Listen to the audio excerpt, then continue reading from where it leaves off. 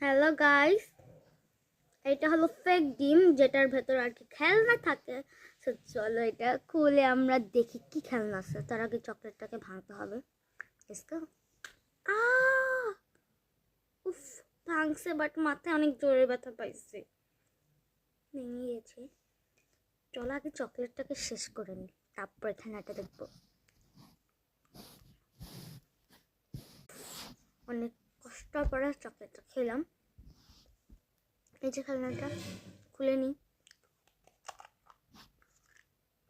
একটু প্রিন্সেসের খেলনা, ওই যে একটি পিঠা। সুন্দর আছে খেলনাটা। দাঁড়া আমি লাগিয়ে দেখাচ্ছি, আর না লাগাইলে পারলে কিছু করলাম না।